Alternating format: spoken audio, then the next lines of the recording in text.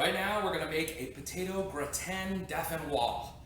It's a fun French word for some potatoes, thinly sliced, baked with some cream and some cheese. We're going to start with our potatoes. I have already peeled them. I hope you know how to peel a potato. But we're going to make quick work of them by using our food processor to slice them. This is called a slicing blade. They're available for most food processors and makes really quick work of our potatoes. Once you've peeled your potatoes, if you're not ready to go ahead and start cutting them, you can always store them in water. We've stored these for a couple days, still haven't turned brown. All right, so we're going to put them in here, and then we are going to put the processor on, and they're going to make quick work of our potatoes. We love using our food processor to do this because it makes perfectly even slices. You could also use a mandolin, it takes a little bit more time, but if you do them with a knife, it's going to take a lot longer, and you're going to get different thicknesses of your potatoes, and we want these to all be the same thickness so that they can all cook at the same time. So our potatoes are all sliced, nice and even, and now we're ready to parboil them. This is a step that I learned recently when making potato gratins, because I found that when we baked it just in the oven, it took forever for the potatoes to get cooked all the way through, and we ended up with a very watery mixture, sometimes with oil, depending on which cheese we used. So I found that this step makes all the difference in the world. So in here, I have some cream, a lot of it, but it's the holidays, splurge. If you want to cut down on the fat and use part cream, part milk, that's fine. Just be aware that the lower the fat content, the more chances you have for this mixture to curdle. We don't want that. All right, so we're going to put this on the stove along with all of our potatoes. It's not going to necessarily cover them all the way. That's all right.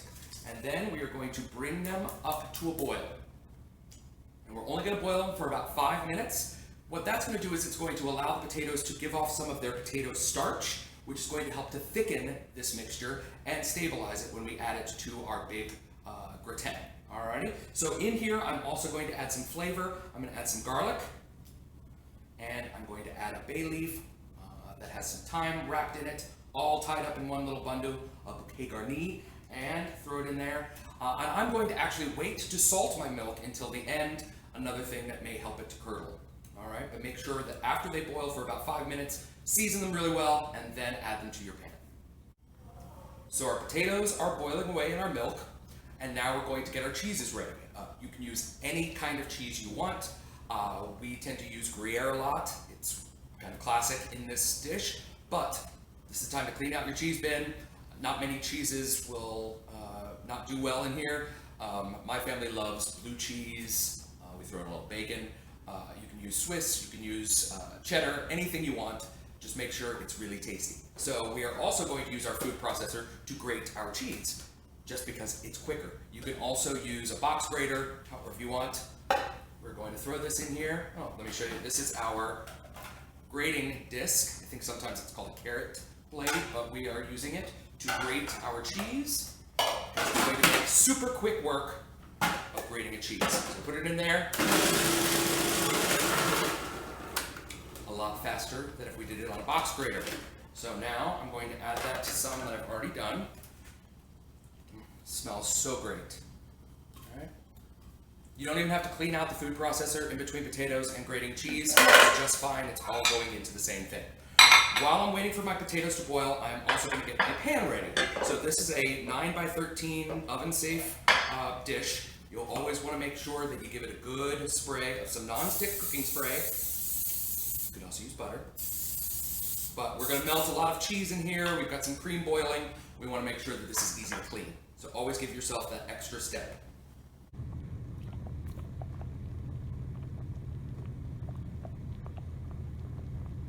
Okay, so our potatoes have boiled, and now I'm going to turn them off.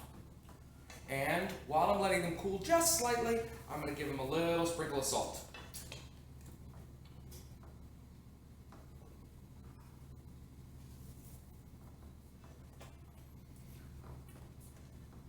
So now we're going to layer our potatoes in our baking dish alternately with our cheese.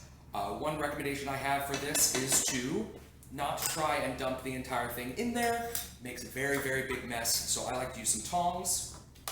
Take the potatoes out, start layering them in there to the baking dish.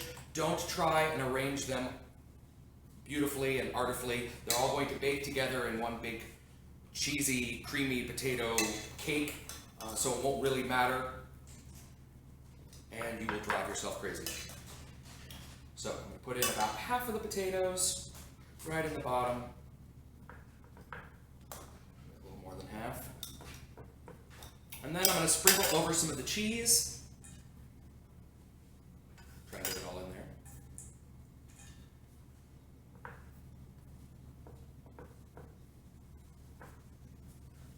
And then I'm going to put some of the rest of the potatoes in there.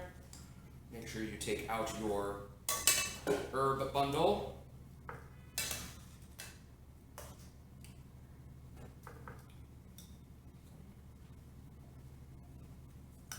And eventually, once you get it down to most of the potatoes being in the pan, you can go ahead and pour the rest of the potatoes in here, along with all of the milk or cream. Spread it out a little bit.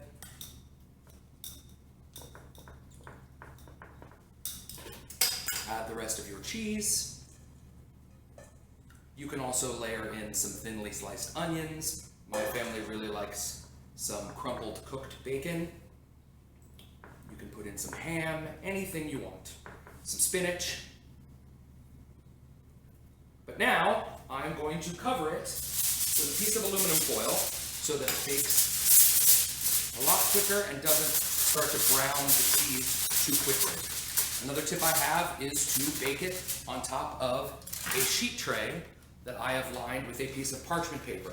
In case this boils over, you don't want it to make a mess in your oven, and it's just as easy to clean up a piece of parchment than it is to clean your oven.